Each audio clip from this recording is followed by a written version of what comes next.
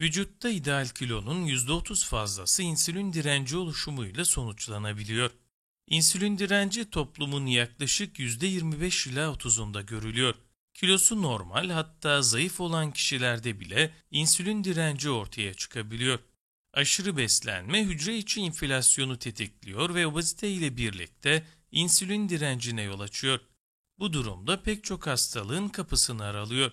MedStar Topçular Hastanesi'nden uzman doktor İbrahim Aydın, insülin direnci hakkında bilinmesi gerekenleri anlatarak şu önemli uyarılarda bulundu. Yemek sonrasında ortaya çıkıyor. İnsülin kan şekerini normal seviyelere getiren önemli bir hormondur. Yemek sonrası pankreasın beta hücrelerinden salgılanarak kan dolaşımına verilir. Kanda her zaman az miktarda insülin vardır. İnsülin yemek sonrası yüksek düzeylerde salgılanır, kaslar, yağ dokusu ve karaciğer insüline az yanıt verirse kan şekeri zor kontrolde tutulur. Buna insülin direnci denir. Yemek sonrası pankreastan hızlı ve fazlaca kana salınan insülin, kan şekerini yemekten 2 ila 3 saat sonra düşürerek aniden acıkma hissine sebep olur. Hastada bu durum acıkma ile birlikte ellerde hafif titreme ve terleme ile kendini gösterir. Tip 2 diyabet görülme sıklığı her geçen gün artıyor. Yetersiz, yanlış beslenme bağışıklık sisteminin çökmesi ve enfeksiyonlara yol açmaktadır. İnsülin direnci metabolik sendrom olarak da adlandırılır. İnsülin direnci şeker hastalığının öncüsü olan bir klinik tablodur. Şeker hastalığı riski her geçen yıl daha da yükselmektedir. 5 ila 10 yıl içinde tip 2 diyabet görülme sıklığı artmıştır. Peki insülin direncinin 11 belirtisi nedir? 1. Yemekten sonra veya şekerli bir gıda yedikten sonra uyku ve ağırlık hissidir. 2. Yemekten sonra acıkma, terleme, ellerde titremedir. 3. Çabuk kilo alma veya kilo vermede zorluk. 4. Sık acıkma ve tatlı yeme isteği. 5. Konsantrasyon ve algılama güçlüğü. 6. Uyku bozukluğu. 7.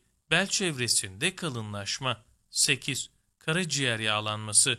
9. Kadınlarda adet düzensizliği. 10. Kıllanma artışı. 11. Koltuk altı ve ensede kahverengi esmerleşme şeklinde renk değişiklikleridir. Ciltte siyahlaşma oluyorsa önemseyin. İnsülin direnci tanı sürecinde kadınlarda bel çevresinin 90 cm, erkeklerde 100 cm'den fazla olması önemli göstergelerdendir. Genellikle kanda trigliserit yüksekliği yeterlidir. Ancak vücut kitle endeksinin artmış olması teşhisi koydurur. Açlık kan şekeri ve açlık insülini ölçerek HOMA indeksi hesaplamak tanıyı kesinleştirir. Diyabete ilerlemiş hastalarda şeker hastalığı, çok su içme, sık idrar yapma ve çok sık yemek yeme belirtileriyle ortaya çıkar.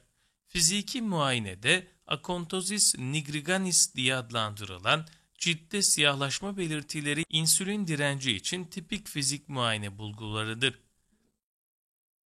Fiziksel aktiviteyi artırmak şart. Metabolik sendrom ve insülin direncinde kişiye yönelik tedavi planlanır.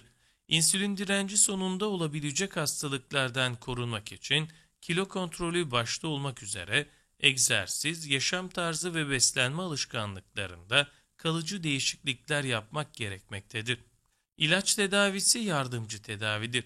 Asıl önemli olan fiziksel aktiviteleri artırmaktır. İlaç tedavisinde bilimsel olarak kanıtlanmış metformin ve bazı hastalarda insülin direncini yenmek için pioglitazon düşük dozlarda kullanılmalıdır. İnsülin direncine başka bir hastalık eşlik ediyorsa farklı ilaçlarla kombine tedaviler yapılabilir. Protein ağırlıklı öğünler planlanmalı. İnsülin direncinde kişiler çok sık acıktığı için sık yemek yeme ve ara öğünlerin olduğu diyetler önerilir. Ancak bu yanlıştır. Öğün sayısının fazlalığı kişide daha fazla insülin salgılanmasına neden olur ve daha çok açlık nöbetleri yaşarlar. Böylelikle de kilo artışı devam eder. Bunun yerine daha az öğün önerilmeli ve öğünler protein ağırlıklı planlanmalıdır.